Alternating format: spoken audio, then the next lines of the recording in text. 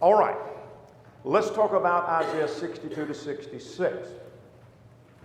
Isaiah 62 to 66 is finishing up its last and final section, two major sections to the book.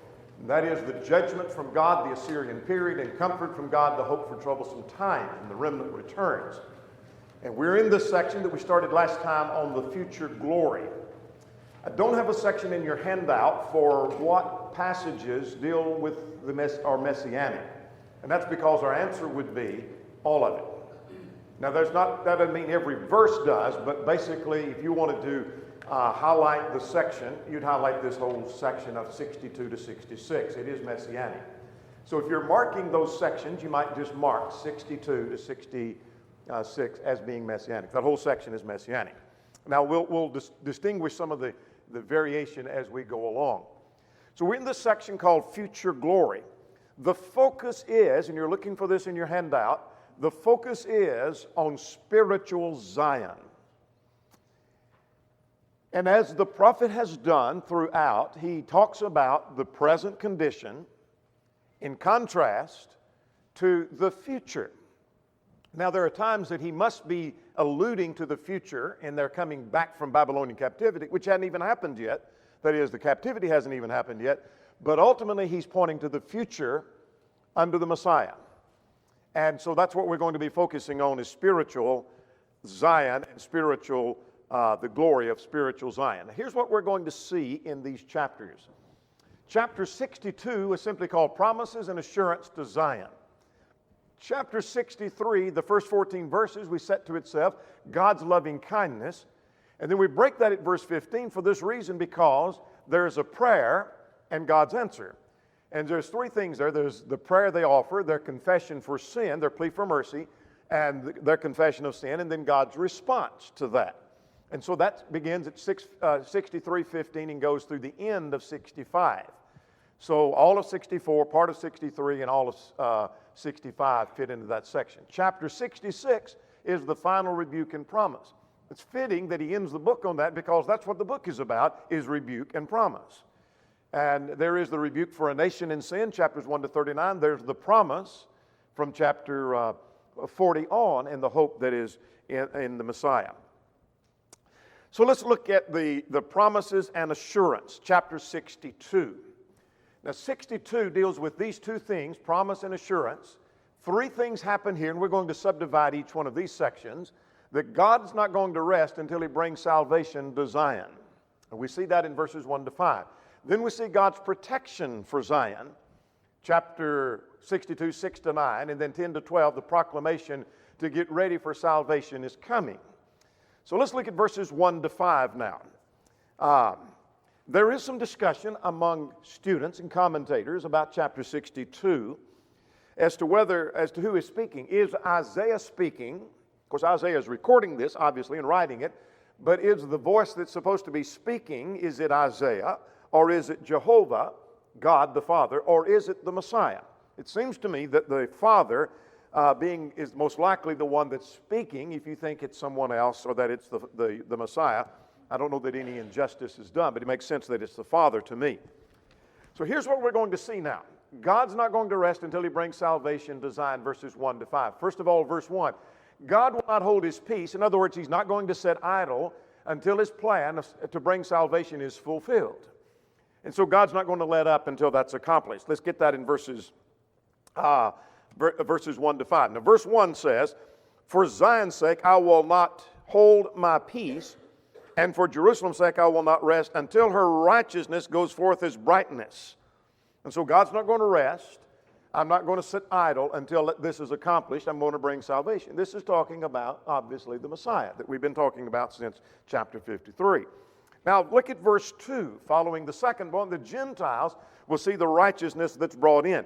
Now, this is interesting. Let me footnote here to suggest that when the Pharisees objected to and the Judaizing teachers rejected the gospel, and they didn't think it ought to go to the Gentiles, but yet they claimed to believe in the prophets, they had missed the message of the prophets, because the prophets had clearly said, we've seen several times already, the Gentiles. The Gentiles shall see your righteousness, and all kings your glory, and they shall be called by a new name. So what I'm seeing in that, the Gentiles are going to see the righteousness. The prophecy of the Gentiles being attracted was fulfilled when Cornelius became the first Gentile convert in Acts chapter 10. That's going to be important to remember here in just a minute. The third thing is that a new name will be given. Now let's get the wording here, and then we'll make a reference to a couple of other passages with reference to that. And they shall be called by a new name, which the mouth of the Lord will name. There's a great deal of discussion as to whether that's talking about the name Christian. But whatever this is talking about, it's a name that's given by the mouth of the Lord. It's not a name given in derision. God's people sometimes are given names in derision and ridicule. But this is the name that's going to be given by the mouth of the Lord. I want to think that it refers to the name Christian. And so what would be the connection? Well, in Acts chapter 10, we have the first Gentile convert. Acts chapter 11 and verse 26, they were called by a new name. The disciples were called Christians first at Antioch. That was a new name, because that was the first time that name was used. And so that's after the Gentiles. Well, the Gentiles are seeing the righteousness, verse 2. They're called by a new name. That follows that, and it's called by the mouth of the Lord. Well, the word called in Acts 11 means by divine calling. Not that they were called Christians in ridicule, but it's by divine calling. It's the same word used in Romans 7. She shall be called an adulteress. God called her that. And God called them Christians, and this is given by the mouth of the Lord. I think there's pretty good evidence that this is talking about the name Christian, though many think that it may not be, and I'll leave that to you. Now, if you want to make a cross-reference over to chapter 66, we're going to see this kind of thing again a little bit later in Isaiah chapter 66. Well, I've lost my verse here. In Isaiah 66, I thought it was verse 2, but we'll come to that a little bit later. We're going to see the idea of a name being given a little bit later in, I'm confusing verse 2 here with the one over in chapter 66. No, it's not chapter 66, 65 in verse 15. They'll be called by another name. That is the question perhaps more than Isaiah 66:2, but another name and a new name, you might connect those two verses together. 65:15 and 62 and in verse 2. All right. Then we see that Zion will be a crown of glory. This is just a description of the salvation that's given. Go on to verse 4. No longer would Zion be called forsaken. Now you're looking for this in your handout. Verse 4, no longer will it be called forsaken, nor will your land be termed desolate. It'll be called Hephzibah. And that word Hephzibah simply means, my delight is in her. And Beulah, your land will be called Beulah, and that simply means married. Now what's the significance of that? For the Lord delights in you, and your land shall be married. In other words, there's going to be glory. Don't make too much of the phrases. It's using some symbolism to describe the glory that's going to have, descriptive of the period of salvation, the time that we're in.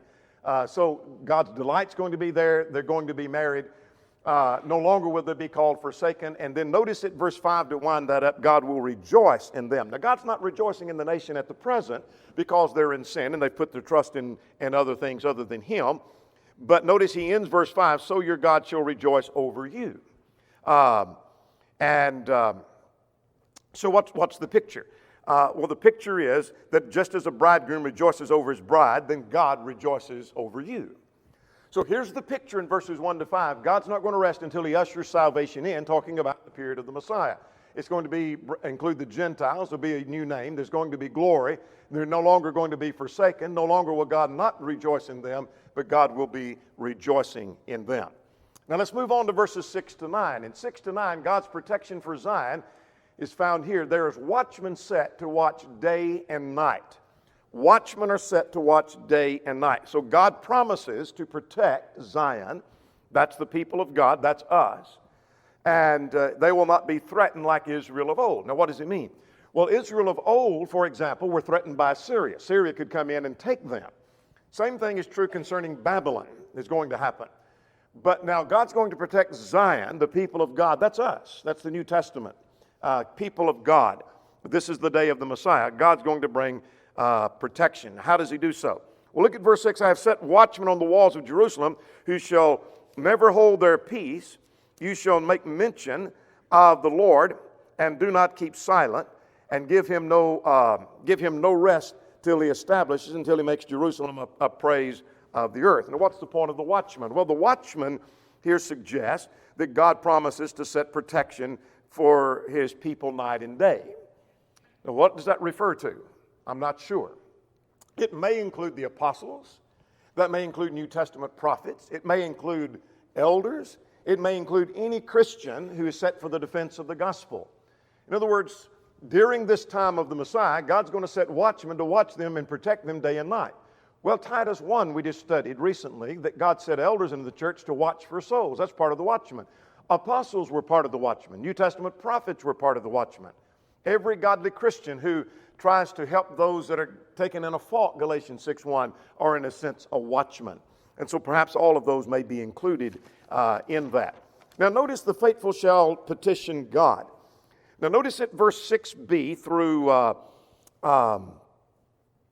through 7, you shall make mention of the Lord, do not keep silent, give him no rest, and give him no rest till he establishes, until he make Jerusalem a praise of the earth. In other words, make petition to God. That is, the people of God can make petition. I think that would be parallel to praying without ceasing. So here's the protection that God is placing. Now I want you to think about this just for a moment, because this is a point we miss when we come to Ephesians 6. So God has set watchmen for protection, but God has set prayer as part of the protection. So one of the things you're looking for in your handout is something, in one of the boxes, is a part of the protection that God has given his given design, that is his church, is prayer. And so why do I mention that? Well, in Ephesians 6, putting on the whole armor of God, you put on the breastplate of righteousness and take with you the sword, the helmet of salvation, etc. And then verse 18 mentions prayer.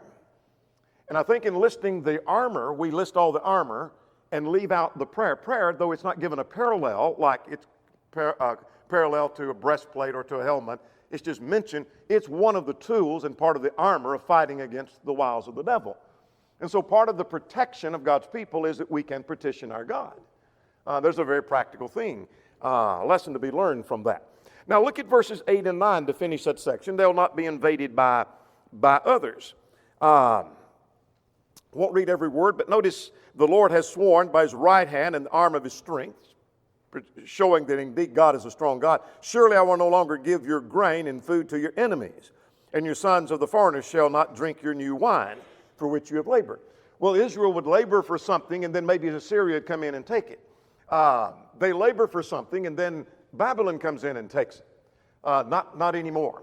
Not under the Messiah. Not under the new Zion. That's not going to take place. And so God is going to provide for them, and they're not going to be invaded by others. Now notice verse 9, that the fruits of the city are for those that are within Zion. But those who have gathered it shall eat it and praise the Lord, and those who have brought it together shall drink it in my holy courts. So those who partake of the fruits of for his people have to be within Zion, within the family of God. Now let's move on and finish then this chapter. And this gets us down to the end of the chapter now. The proclamation to get ready for salvation is coming. Now, again, this is talking about the day of the Messiah. Has to be, I think, that this is talking about the day of the Christ. Now notice the phrase at verse 11, and we'll come back and get verse 10. Right in the middle of verse 11, surely your salvation is coming. I think that's talking about salvation through the Messiah. Now notice at verse 10, go through the gates, prepare the way of the people, build up your highways, take up the stones, and lift up the banner of the people. In other words, make preparation. Many are going to enter into Zion. It's going to be open, verse 2, according to even the Gentiles. Make everything ready, for salvation is coming. It's going to be make the road and the preparation ready. Now, verses 11 and 12 announce to the world that salvation is coming. Indeed, the Lord has proclaimed to the ends of the world, say to the daughter of Zion, salvation is coming. Now, notice verse 12, what the people will be called. You're looking for this in your handout. The people who make up Zion are going to be called the holy people, the redeemed of the Lord, and you shall be called sought out. And perhaps you could even add a fourth, though I don't list it as one, a city not forsaken. So that's what they're going to be referred to. All right, now that describes God's people, Zion, spiritual Zion. So how does that fit with reference to us? Well, let's start with the bottom, a city not forsaken. Jerusalem was forsaken. God allowed the enemy to come in and destroy it, but that's not true of spiritual Zion, spiritual Jerusalem now. Now, notice again, they're called a holy people, redeemed of the Lord. They're bought back and sought out. That perhaps describes people who've been set apart for the service of God. That's what we're supposed to be, set apart. We're sought out. We're redeemed. We're the holy people of God. We're set apart for His service and for rendering praise and honor unto God. So here's promises and assurance. So how is it promised? The promised salvation is coming. The assurance is God's going to provide protection for them. And that's assurance not so much to Israel of old. You say, well, I'm not sure I'm benefiting from this. This is a promise to us. We are the recipients of this promise, and we are the recipients of this assurance. And so Old Testament Israel didn't fully understand what this was all about, but we do, because we are the recipients of it. And so this is an assurance to us. Let's go to chapter 63, 1 to 14 now. The focal point is on God's loving kindness. Let's get ahead of ourselves to verse 7, and you might underline, and this is why I know this is what this is talking about. You might underline it, verse 3, I will mention the loving kindness of the Lord. And then at the end of verse 7, according to the multitude of His loving kindness. So this whole section is talking about the loving kindness of the Lord. So two things are going to happen in this. God's loving kindness means He will punish the enemy nations. Now, again, let me footnote. All throughout the prophet, and if you haven't got used to this already, you're probably already lost. But the prophet does this. He will talk about present Israel or Judah, and then jump back to the future under the Messiah. Come back to present Israel. Go back to the Messiah. Come back to present Israel. Jump back and forth. And you say, I don't like that. I didn't write the book. I'm just telling you what it does. That sometimes can be confusing, I recognize. But what He's done, He's come back now to present Israel. God's loving kindness means He's going to punish the enemy nations. But I think perhaps blended in with that means He's going to punish those that are opposed to God, even in the days of the New Testament period. But be that as it may, let's go with verses 1 to 14. Now, notice he mentions Edom here. Who is he who comes from Edom? Now, Edom, let's stop and talk about Edom. You're looking for this in your handout, where they were the descendants of Esau. But seemingly here, it stands for any and all enemy nations.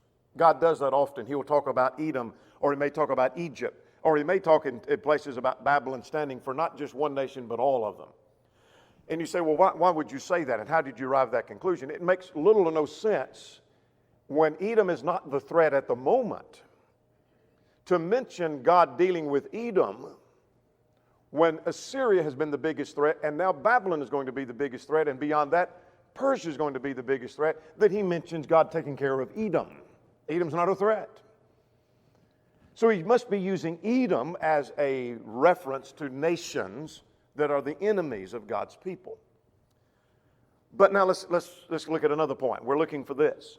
Who is the one that came from Edom? Well, here's the picture. Who is he that comes from Edom, whose dyed garments from Bozrah, that's one of the cities of Edom, and one who is glorious in his apparel, traveling in the greatness of his strength. So who are we talking about? We're talking about God. The picture is not literally God traveling, God wearing a garment. God doesn't wear a literal garment. But it's like God has been to Edom, and He's coming back from Edom. Who is the one coming back from Edom? Well, He's coming in all of His glory and all of His strength. Well, that's God. That's God. And His garments, what are they like? Look at verse 2. Well, it's God who said, look at end of verse 1, I who speak in righteousness, mighty to save. Well, that describes God. Well, notice at verse 2, why is your garment apparelled red and your garment like one who treads the wine presses? It looks like his garment that he's wearing. Picture someone coming back from Edom, and his garment is as red as it can be and looks like he's just walked out of the winepress. It is so red. And he said, I have trodden the winepress alone, and from the people who was with me, and I have trodden them in my anger. I have trampled them in my fury. Their blood is sprinkled upon my garments. What you see isn't wine, it's blood. I've been to Edom and I trampled them and their blood is splattered on me, he says. And I trampled them in my fury.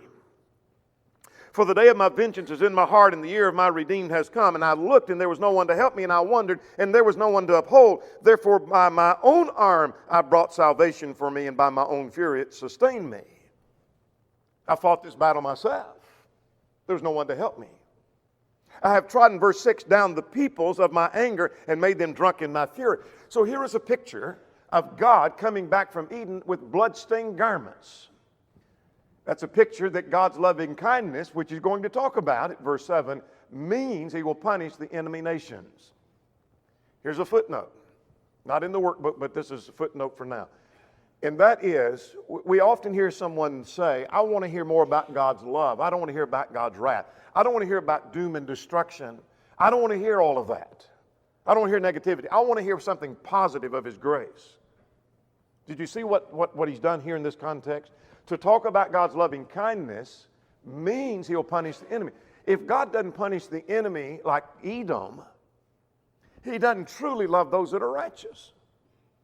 And if he truly loves the righteous, he's going to punish those that are not righteous. So any reference to God's fury, God's wrath, God's anger, God's punishment is a statement of his loving kindness. Makes sense? It is a statement and affirmation of his loving kindness. Well, let's go further. Let's start at verse 7 now. We're at 63:7. I will mention loving kindness of the Lord and the praises of the Lord according to all that the Lord has bestowed upon me. And the great goodness toward the house of Israel which he bestowed. And so God is to be praised, is the point of verse 7, for his loving kindness, according to the multitude of his loving kindness, verse 7. So God has not just a little loving kindness, he has a truckload of loving kindness, is the picture. So God's to be praised. Now then, you're looking for this in your handout, and you're looking for these 3 points. The reason for praising God for his loving kindness. Here they are. Let's start at verse 8. God chose them. Surely you are my people, children who will not lie. So he is their Savior. In other words, I chose you as my people. That's every reason to praise God for his loving kindness, because he chose them as his people. Now then, the next thing is verse 9. In their affliction he was afflicted. Your footnote says that some of the ancient translations, like the Septuagint, said not afflicted. So what's the point? Without getting into the textual criticism, I'm more interested in just what I think the thrust of the passage is, and I think the point is that he bore their affliction, probably a reference to their deliverance from Egyptian bondage. And so God's loving kindness to his people, he's going to punish the enemy nations, and so we ought to praise him for his great loving kindness. Well, why? He chose them, he bore their affliction, and furthermore, even though they rebelled, verse 10. Let's get the rebellion, verse 10. But they rebelled and grieved his Holy Spirit, and so he turned himself against them as an enemy. Well, that happened in the wilderness, didn't it? That happened when they came into Canaan. And he fought against them. Then he remembered the days of old. In spite of their rebellion, verse 10. Verses 11, 12, 13, and 14, to finish that section, is this simply, and we're going to go back and get the details, is simply saying even though they rebelled, his mercy was still there. I tell you what, that's powerful. That's a powerful message. Even though people rebel, God still has mercy. Conditional, but it's mercy. Look at verse 11. He remembered in the days of old Moses and his people, saying, where is he that brought him up out of the sea, and the shepherd of the flock? And where is he that put the Holy Spirit within them, and led them by the right hand of Moses, with his glorious arm, dividing the waters before them, and the everlasting name? What's the point that he's making? The point he's making is that Even though they rebelled, God showed mercy, and he remembered the days of old when he showed mercy in bringing them out of the land of Egypt. The mercy that was shown in the wilderness, the mercy that was shown once they got into the land of Canaan. Now notice, to finish that section, who led them through the deep as horses in the wilderness. That's an interesting phrase. He led them through the deep. In other words, he led them through the sea. Like horses walking in the desert. Horses walking in the desert kick up a lot of dust. Horses walking in the desert have no trouble crossing the land. God crossed his people through the river just like they were horses in the desert. Now you think about that. These were people who had rebelled, and yet he was merciful to them anyway. And then finally, verse 14 says that God would give them a glorious name. And as a beast goes through the valley, the Spirit of the Lord causes him to rest. So you led your people and to make of yourself a glorious name. All right, so that's the loving kindness of God. It means he punishes the enemy nation, and furthermore, his kindness was remembered. God ought to be praised for that. And here's the reason for that praise, are these three reasons that you have seen. That gets us through verse 14. Let's pause just a moment. Let me see if we've missed anything on our handout that I haven't mentioned for you. If you didn't get the reference on the new name at the top of your handout, that should be Acts 11:26, and Cornelius, after the conversion of Cornelius. All right, let's move on. Let's go through to chapter 63, verse 15, and go all the way through the end of chapter 65. So we're going to cover in this third segment three things. Here's a plea for mercy, a confession of their sin, and then there is the Lord's answer. So we're looking for that Lord's answer. If you're looking for that on your handout, and you'll see that in just a moment. And we'll get to that. All right, let's pick up now at 63 and 15. Here is a plea for mercy. The Israel makes a plea for mercy before God. And I want you to notice that, and you're looking for this in your handout, their plea states as if God's mercy has been restrained. They're looking as if, it looked at verse 15 as if God's mercy had been restrained. Now there are four things I want you to notice about this plea for mercy. Verse 15, the request is to look down from heaven and see your habitation. In other words, look down on your people, and it seems as if you have restrained your mercy. And that sounds like that's a complaint against God. And I'm going to tell you that I think it's not, because in this context they come back and say the reason is we've sinned.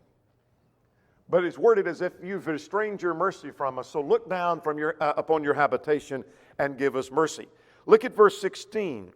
Doubtless you are our father, though Abraham was ignorant of us and Israel did not know, and acknowledge us, O Lord, you are our father. In other words, you are our God. Abraham and Jacob and others did not live long enough to be of any help to us, and they can't help us, but God is our Father. He's our Redeemer. He's the one that can help us. So that's a plea for mercy.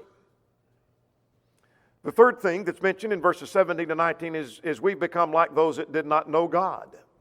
Look at verse 17. That you made us stray from your ways. Now, God didn't make us stray, but he allowed that. That's the sense. I think it's parallel to the principle of Matthew 6:13. And hardened our heart from your fear.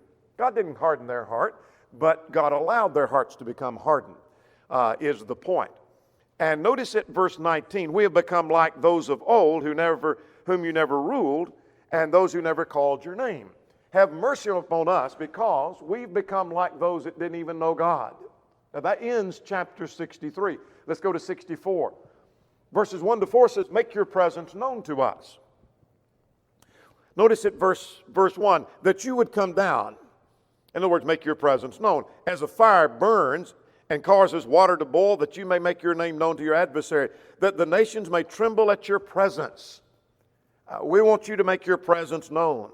Like a fire burning through the forest, and make nations tremble, and have mercy upon us. At the end of verse 4, since the beginning of the world men have heard, and nor has ear or have they perceived by the ear, nor has the eye seen any God besides you. In other words, there's no other God that's ever been seen or known but you. So come down and let your presence be known. So here's a plea for mercy. That's all that says in those, I believe it's 9 verses. I think your workbook will say 4 verses or 5. It's actually 9 verses. From 15 to 64 in verse 4 is simply, here's a plea for mercy. Now that's conditioned upon their confession. So let's look at verses 5 to 7. You're looking for what their sins are. And so they said, we have sinned. You might underline it, verse 5. Remember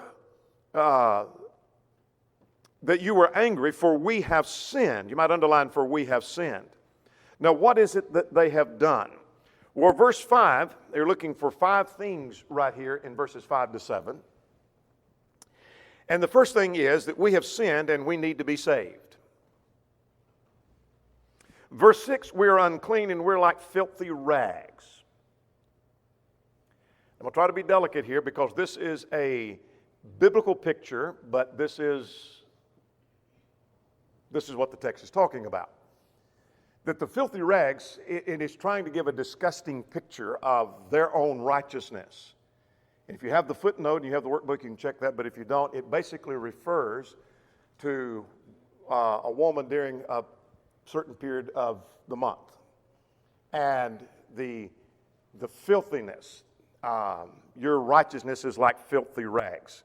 That would be impure and untouchable according to Leviticus 15.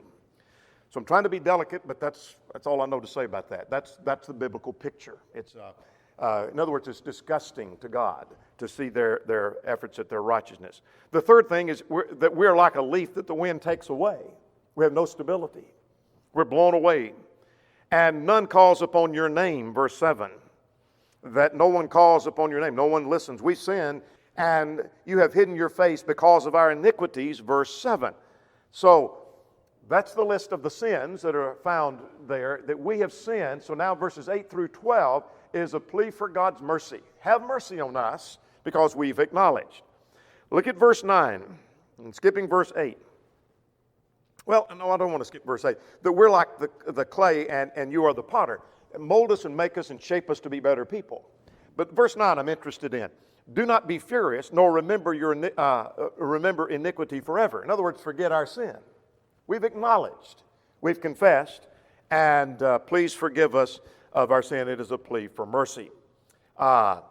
Will you restrain? I'm reading at verse 12. Because of these things, Lord, will you hold your peace and afflict us very severely? Again, forgive us. That's the plea for mercy. So the plea for mercy, the acknowledgement of sin, and here's where we've sinned now. The Lord's answer, chapter 65. That's where we're headed now, chapter 65. What was the Lord's answer? The Lord's answer is threefold. The Lord's answer is threefold. He said, I will accept those who obey and reject those who disobey. We're going to come back to that. A remnant will be spared and the rest will be destroyed. And then there's a promise of a new heaven and a new earth. That's the answer to that. God have mercy upon us. We have sinned. And we wait for God to answer. And God said, I will have mercy upon those who turn. So, all right, we've got some ground to cover in chapter 65. Now in chapter 65, just in interest of time, verse 1, Isaiah 65:1 is quoted in Romans 10 and 20. Verse 2 is quoted in 10 and 21, Romans 10:21. And there Paul is making the argument the Gentiles, or the Jews rejected, the Gentiles accepted God, Isaiah 65:1. And the Gentiles, and the Jews were begged and pleaded with, and yet they still walked away. And he quotes Isaiah 65:2. And it's a sad, sad picture. But, so what happens here? Let's talk about verses 1 to 5. I will accept those who obey. I was sought by those who did not ask for me, and I was found of those who did not seek me. He's talking about Gentiles. And you say, how do you know? Because that's how Paul used it in Romans 10. I'm absolutely certain about that. That was the best commentary I could find, is Paul's, by inspiration, said it applied to the Gentiles. Then verse 2, I stretched out my hands all day to a rebellious people who walk in a way that is not good according to their own thoughts. He's talking about Jews. You say, how do you know? Because Paul said so in Romans 10:21. And that's how I know that.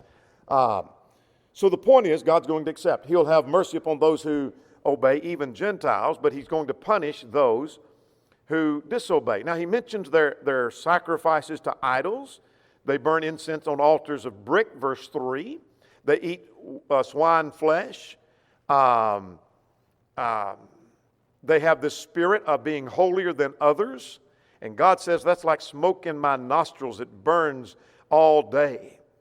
And so God said this, he can't let this pass. It is written, I'm reading at verse 6, I will not keep silent, but will repay. In other words, I can't let this stand. I'm going to deal with the sin. I've got to deal with that. So what have I seen in verses 1 to 7? I'm going to accept those who obey, and I will reject those who disobey. If it's Gentiles that obey, I'll accept them. If it's Jews that disobey, I'm going to reject them. I'm going to deal with people. All right. That gets us through verse 7. Now then, a remnant will be spared, and the rest is going to be destroyed. A remnant will be spared, and the rest will be destroyed. So let's get three things found in this context, that is in verses 8 to 16. And notice what he says. First of all, he tells us that there's going to be a remnant that will be spared. He mentions wine. You might underline at verse 8 that the new wine that's in the cluster, your footnote in your workbook will suggest, we often think the word wine means that it is intoxicating. The word wine means that it's fermented. This was wine while it was still in the cluster. It's called wine. That's not really the point here. The point is that there's going to be a remnant. Notice at verse 8 he said that I may not destroy them all. In other words, there's going to be a remnant to be spared. God always has, always will have a remnant. And his point is, you don't gather all the grapes. He said that the new wine that's found in the cluster, and one says, do not destroy it. It's for a blessing. In other words, don't destroy this while it's still in the cluster. Leave it. And there's going to be a remnant. That's the point. That a remnant will be spared. Now then, in verses 13 to 16, or verse 11 and 12, those who forsake the Lord, God said he would indeed destroy. Now notice the phrasing of verse 12, I called and you did not answer. You might notice the same thing is said over in 66 and in verse 4, I called and you didn't answer. Are you answering when God calls? That's a good question. Now let's start at verse 13 through verse 16. There's a sharp contrast drawn between those that serve God and those that forsake him. Now, here's the contrast, and you're looking for this in your handout. Those that serve God will eat, verse 13, while those that forsake God will be hungry. Now, he's not talking about literally they're going to eat and they're literally going to be hungry. But the point is, I bless those that serve me, and those that don't are going to suffer consequence. So those who serve God are going to eat, while those who forsake God are hungry. Those who serve God will drink, and those who forsake will be thirsty. Those who serve God will rejoice, while those who forsake will be ashamed. Over here they sing for joy, over here they cry for sorrow. They're called by another name, verse 15, I think a reference to the name Christian, I want to think, but it may not be. We've already called attention to that. But their name will be as a curse. And over here, the former troubles will be forgotten. And I put this in italics because this finishing the parallel is not finished, but it's implied. And that is, they have former troubles. In other words, the same, they keep on and on. What a contrast in those that serve God and those that forsake God. Now, in interest of time, I know you didn't get all of that, but let's talk about this promise of a new heaven and a new earth. And you might underline at verse 17, I will create a new heaven and a new earth. The millennialists argue for a whole new dispensation in the sense that that's talking about we're going to literally have a new earth and that's where the kingdom's going to be established. That's a phrase that just simply means a change in order. So dramatic that it seems like it's a new heaven and new earth. We make that point in the workbook. It's like there is a new heaven and new earth. This is the time of the Messiah. Similar language is used with reference to, by the way, heaven being a new heaven and new earth. A change in order, 2 Peter 3 and in verse 13. In Revelation 21 and verse 1. That phrase just means a new order of things, a change so dramatic. Well, the kingdom of God and the church is so dramatic of a change from the Old Testament economy that it is a new heaven and new earth. And it fits the context to talk about something in eternity probably doesn't, at least in my mind, doesn't seem to make sense. All right. So here was the plea for mercy. Here's the confession of sin, and here's the Lord's answer. Now let's go to chapter 66 and finish this up. This is the final chapter, and we've got a couple of minutes to go. Final promise and rebuke. What a way to end the book, because that's what the book has been about, a rebuke and a promise. So let's get this. We're just going to have to get a summary of this. There's a contrast here. The Lord blesses those who tremble at His word and punishes those who do not. So notice the one upon whom the Lord looks. The one who is a poor and of a contrite spirit and who trembles at my word. You're looking for that in your handout. The Lord looks on one who is poor, or one translation says humble, and has a contrite heart. Now, again, here's those that disobey. Look at verse 4. I called and no one answered, but they did evil before me and chose that which I did not, in that which I did not delight. God, same thing we've already seen, blesses those who tremble and punishes those who do not. Now, verses 7 to 14, you're looking for some of this information in that context. Verses 7 to 14, let me get my bearing here. The blessing of those, here is the blessing of those that indeed are in the New Zion. And the blessing that we're looking for there is found in verses 7 to 14. I'm looking for my page that I've got my info on right here. Here's what I'm looking for. The 5 things you're looking for. It's going to be a unique birth. I don't have it subdivided here. It's going to be a unique birth, verses 7 to 9. There will be rejoicing in Zion, is the second thing, verses 10 and 11. There's peace will be extended. Peace and tranquility will be like a river, verse 12. Those in Zion will be cared for as a mother cares for her children. Now, that's an interesting picture. You'll be bouncing on her knees, the English Standard says at verse 12 and 13. And Zion will flourish like grass that's growing rapidly. In other words, here's the blessings. It's going to be a unique birth. It may have reference to the rapid spread of the gospel. So those are the 5 things you're looking for there. Then we see in verses 15 to 17, God's anger and fury is against idolatry. I think perhaps standing for all forms of rebellion against God. But I'm hurrying to get to this point because our time is gone right here at the end. The glory of God is seen by the world. In other words, the thing that was missed by Judah, the strength and the glory of God is going to be declared ultimately to the world. And you see that in verses 18. For I know their works and their thoughts. And then he goes on and said that, speaks of the new heaven and new earth again. My fame, I'm reading at the end of verse 19. My fame nor my glory, they've not heard my fame nor my glory, and shall declare my glory among the Gentiles. And in other words, my fame is going to be known among the nations. It's going to go forth. The thing that hasn't been known is the thing that will be known. Now, what a way to end what I think is an outstanding and marvelous book. Here's what we've seen. A nation that failed because they didn't put faith in Jehovah. Because they faced a Syrian threat. And then we saw the hope that the promises, the prophet gives of the promise of a return from Babylon and ultimately hope in the Messiah, sprinkled throughout the entire book. Now that's basically what we saw in the book. And so if you don't remember, one last point I'm making and then we'll quit. And we're done with Isaiah. Chapter 31 in verse 1. See if this doesn't summarize what you've just been studying for the last 16 to 17 weeks. Woe to those who go to Egypt for help and rely on horses and trust in chariots because they have many horsemen, because they're very strong, who do not look to the Holy One of Israel. That's the point of the book. That's what the book was all about. We'll stop there because we're done. And we'll start with Jeremiah chapters 1 to 3 next time.